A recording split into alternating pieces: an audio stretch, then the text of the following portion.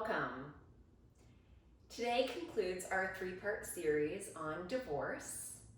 And today we're going to talk about the difference between divorce and dissolution and the benefits of dissolution. Yesterday we talked about conscious uncoupling, which simply means to uncouple amicably.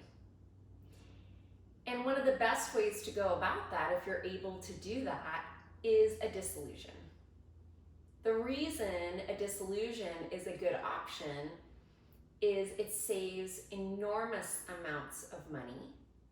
It eliminates a lot of the fear and animosity associated with separating, divorcing,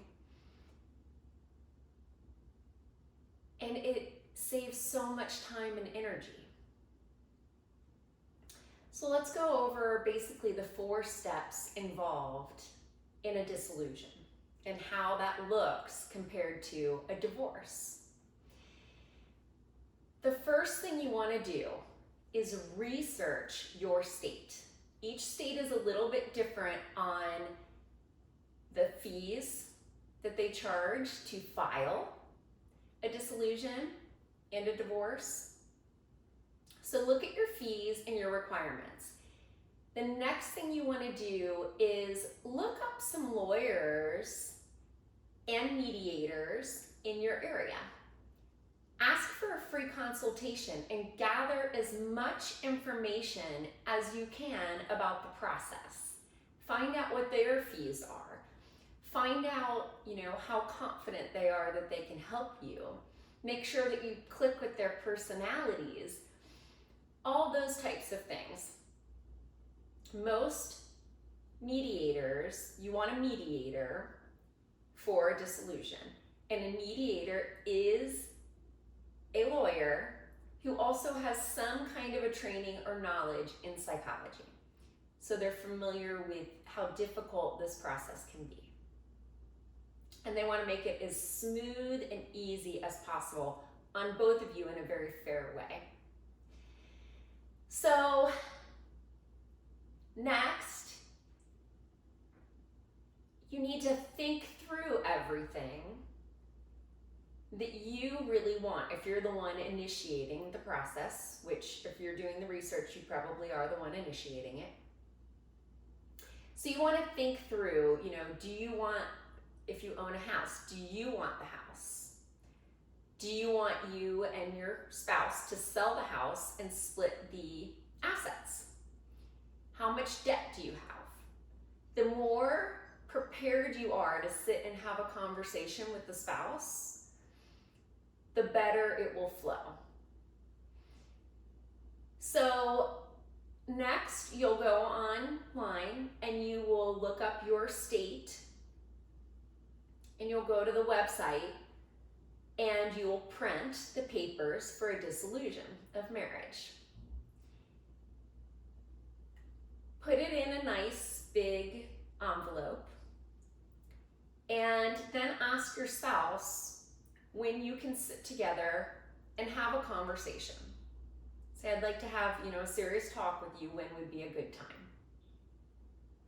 Probably in the evening after the children have gone to bed, at home where it's, you're not in a hostile environment or an embarrassing environment out in public.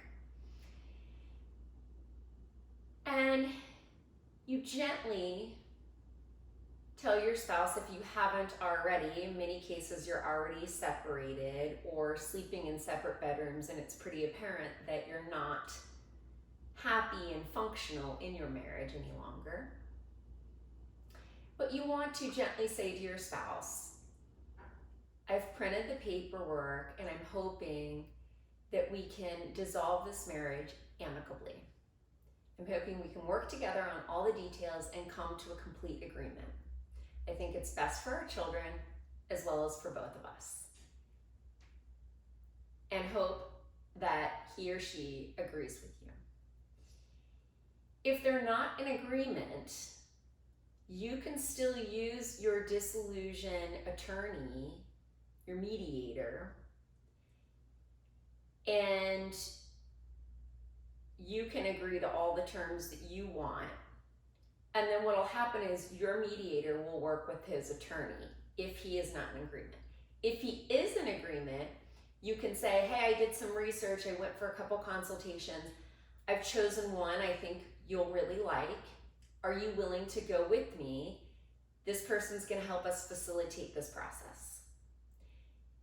Then what it looks like is you'll go in together.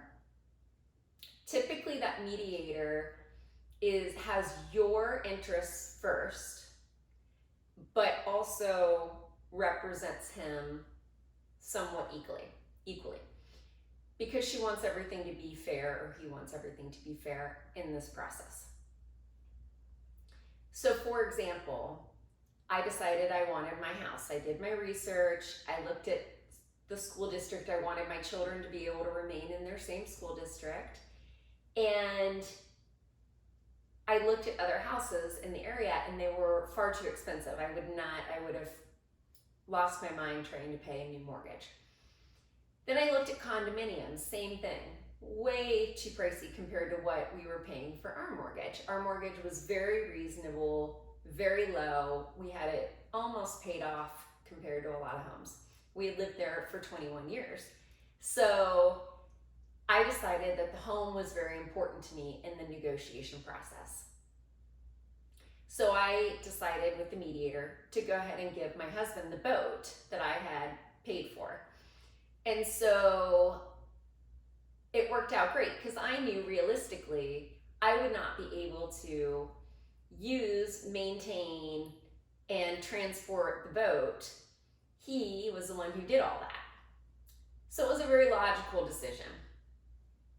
And again, going back to what we've talked about in the last couple of days, it's very important to try to keep emotion out of the negotiation stages.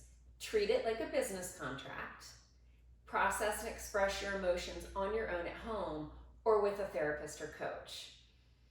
So getting through the negotiation process is much easier with the mediator because she can sit down with you, find out your desires, and then present it to your soon-to-be ex in a very logical, friendly way to make it seem like he wants to go along with that.